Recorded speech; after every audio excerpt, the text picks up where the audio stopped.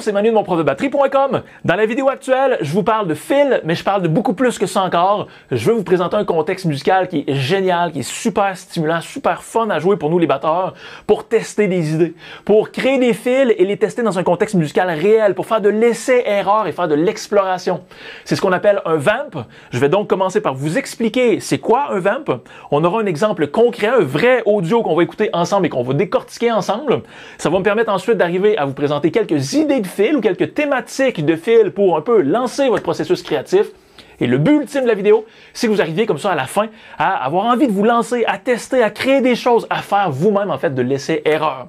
Donc cela étant dit, rappelez-vous que toutes les partitions qui seront affichées en cours de vidéo à l'écran seront disponibles en téléchargement gratuit. Je vous expliquerai comment obtenir tout ça d'ici la fin de la vidéo. Donc on plonge tête première dans le vamp. Alors, un vamp, c'est quoi? C'est très simple à expliquer, très simple à comprendre. C'est une section, généralement très courte, une mesure, deux mesures, quatre mesures peut-être, qui va être répétée en boucle encore et encore et encore, et dans laquelle on va retrouver en fait un petit passage rythmique cyclique qui se reconnaît bien à l'oreille. Et le but de ça, en fait, c'est que souvent un vamp, ça va être utilisé pour qu'il y ait un soliste par-dessus. Donc, il pourrait y avoir un guitariste, un bassiste qui font une rythmique spécifique et cyclique qui est redondante encore et encore, et par-dessus ce passage-là rythmique, eh bien, le batteur lui fait un solo et s'amuse. On peut faire ça à l'infini jusqu'à ce qu'éventuellement, il y ait un consensus commun de dire c'est bon, on reprend le morceau et on poursuit en fait le reste du morceau. Alors, ça permet d'avoir des sections non mesurées où le soliste joue. Quand il est tanné ou quand il n'y a plus d'idée, allez, c'est bon, il fait un signe et on poursuit en fait comme si de rien n'était. Alors, dans le concept du vamp d'aujourd'hui, voici ce qui va se passer. On a un vamp sur deux mesures. Une première mesure où on va avoir certaines notes un peu plus importantes que d'autres à venir appuyer et une deuxième mesure complètement libre où on va pouvoir faire littéralement ce qu'on veut. Je l'ai bien écrit sur la partition, on va faire du remplissage créatif. Alors c'est là qu'on va pouvoir faire de l'exploration, tester des idées, créer des fils et valider en fait si ça fonctionne bien. L'alternance entre une idée où on a quelque chose de bien établi, de bien choisi à l'avance et une idée où on a vraiment carte blanche, c'est super intéressant parce que si on perd pied là où on crée sur mesure, eh bien on est toujours capable de dire c'est bon, on refait un reset avec justement la mesure qui est plus définie. Alors vous avez trois notes que vous voyez à l'écran dans la première mesure, premier temps, et du deuxième temps, et du quatrième temps. On va aller écouter la boucle audio ensemble, et je veux que vous portiez attention spécifiquement à ces notes-là. La guitare les fait ressortir, il y a vraiment quelque chose de plus appuyé à ces endroits-là. Alors on écoute, et on parlera de ce qu'on fait côté batterie ensuite.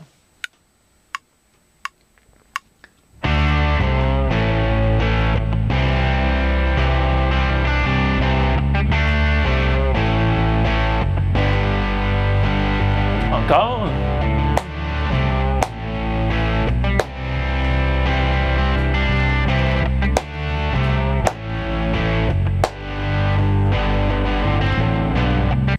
Donc, on entend bien, je pense, les notes qui ressortent, qui sont appuyées davantage. Qu'est-ce qu'on va faire côté batterie? Est-ce qu'on va juste jouer trois caisses claires à ces endroits-là?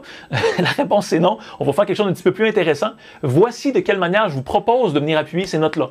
On va jouer un rythme en bonne et due forme, mais à l'endroit où on avait les notes plus appuyées, on va venir placer des crashs. Alors, crash sur le premier temps, sur le et du deuxième temps et sur le et du quatrième temps. Alors, le rythme, je vous le chante une fois ou deux. Poum, tsu ta, toum, ta, toum, tsu ta, toum, ta. Première étape, familiarisez-vous avec justement ce rythme-là. Jouez-le encore et encore pour vraiment être en pilote automatique. Ensuite, on ne veut plus se préoccuper de ça. Le but, c'est de se préoccuper de ça ici pour vraiment se dire, OK, c'est bon, qu'est-ce que je peux faire? J'expérimente, je crée un fil, j'essaie quelque chose de nouveau, je vais tenter d'innover. Alors, plus vous êtes capable de ne pas penser à cette mesure-ci, mais de penser à celle-ci, plus ça va vous permettre d'être libre dans votre tête pour justement laisser libre cours à votre créativité. Alors, je vous joue ça ici avec musique.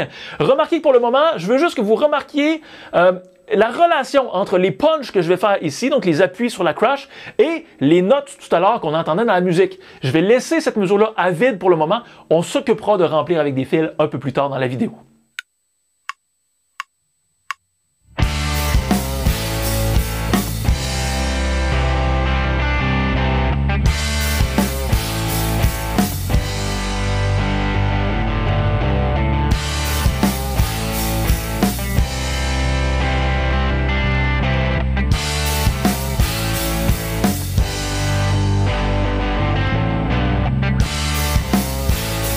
Maintenant que ça c'est fait, j'espère que vous avez réussi à bien cibler comme ça les punchs, la corrélation entre ce qu'on fait côté batterie avec la musique. Allons voir maintenant comment on va faire le remplissage créatif. Je vous propose 3 idées de fils. Vous pouvez me piquer mes fils intégralement, il n'y a aucun problème. Mais le but, c'est vraiment de vous démarrer dans votre propre processus créatif. Alors, je vous encourage vraiment à aller plus loin que ce que je vous montre aujourd'hui. Alors, on a toujours une première mesure qui ne bouge pas.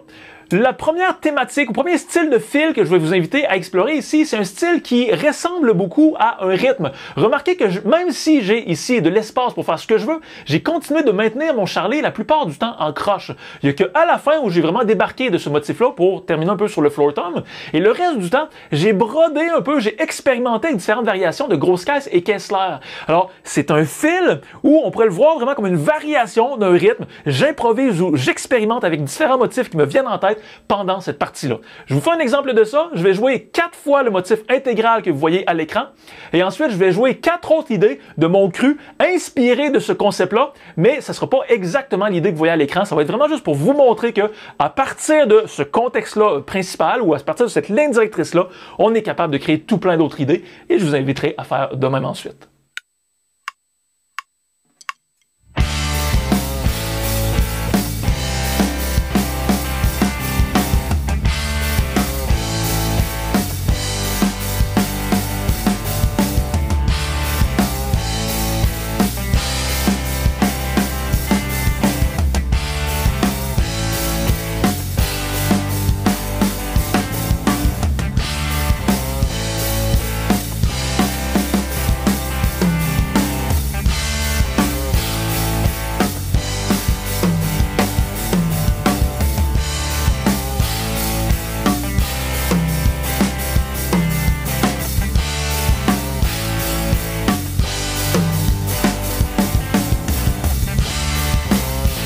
Alors, j'espère que ça vous donne déjà des idées. C'est une première thématique. On va maintenant en voir une deuxième. Voici la deuxième, davantage basée sur le vocabulaire. Alors, remarquez tout de suite, dans la deuxième mesure, il n'y a plus de charlet, il n'y a plus de hi-hat en croche en continu ou presque. Ici, on débarque vraiment du principe. On entre un peu plus en mode fil, comme vous êtes probablement habitué d'approcher la chose. C'est-à-dire qu'il y a des mots de vocabulaire, certaines rythmiques que vous allez comme ça orchestrer sur les différents tambours. La Kessler, les toms, vous pouvez intégrer la grosse caisse à l'intérieur. Alors, plus vous connaissez de vocabulaire, plus ça vous permet comme ça d'être créatif et de pas toujours être redondant dans vos idées. D'où l'intérêt souvent de élargir votre vocabulaire. C'est un principe que j'encourage souvent. J'ai des formations complètes en fait là-dessus. Donc, on y va. Je vous fais un exemple de ça. Même principe.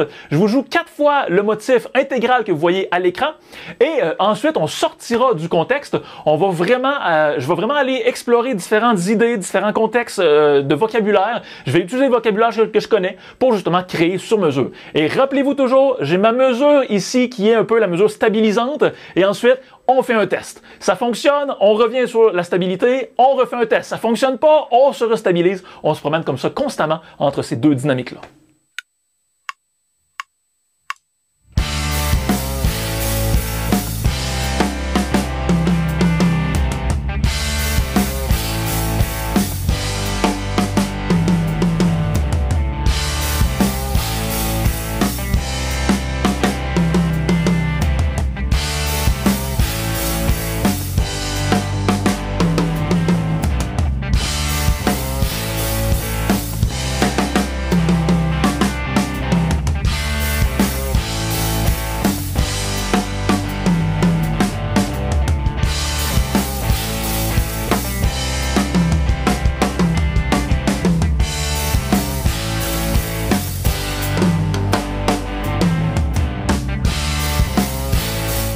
On passe maintenant à une troisième thématique de fil, encore une fois pour vous lancer dans votre processus créatif. Ici, on parle davantage d'une exploitation de rudiments.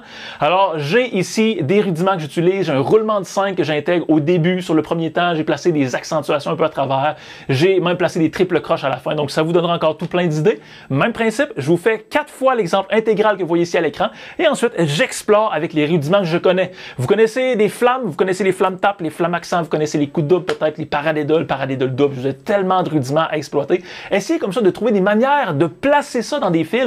Ça vous donne comme ça une thématique et en même temps, ça va vraiment changer les fils habituels que vous êtes habitué de jouer si vous n'avez jamais pensé comme ça auparavant.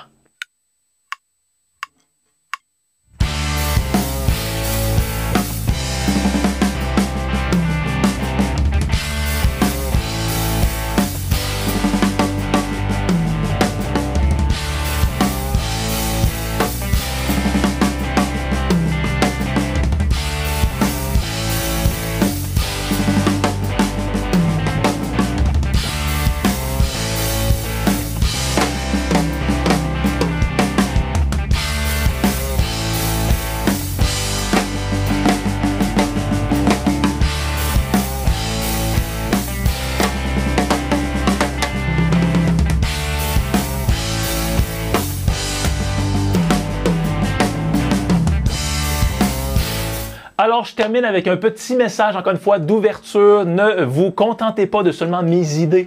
Allez plus loin. Utilisez le vamp comme ça pour vraiment vous installer. Tentez quelque chose, vous installez, osez quelque chose, vous installez ou vous stabilisez, vous plantez littéralement, mais vous vous stabilisez. Le vamp est vraiment un contexte absolument fantastique pour ça. Et c'est pour ça que je tenais absolument à faire une vidéo et à vous offrir comme ça, en fait, la boucle audio, vous permettre comme ça de voir certaines idées. Il vous reste plus juste maintenant qu'à faire votre chemin. Prenez ce que je vous ai donné et amenez-le encore plus loin. Voilà, c'est déjà complet pour la vidéo actuelle. Comme toujours, je vous encourage à vous entraîner avec l'exercice d'aujourd'hui en téléchargeant le PDF qui contient chacune des étapes qu'on vient de voir ensemble.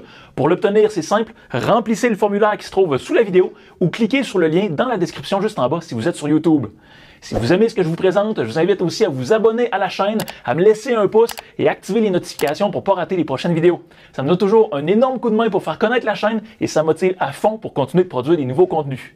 Dernière chose avant de terminer, si vous aimez le jeu en musique et que vous êtes ouvert à découvrir plein de styles musicaux différents, je vous mets aussi sous la vidéo un lien vers l'Académie Mon Prof de batterie, qui est un projet qui me tient vraiment à cœur et surtout qui est un projet qui permet de s'éclater en musique, de progresser et d'avoir du gros fun derrière son instrument.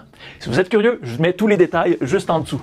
Donc, j'espère que tout ça vous aide, j'espère que ça vous motive et que ça vous inspire. Amusez-vous, bon entraînement et on se retrouve très vite pour la suite. Bye bye!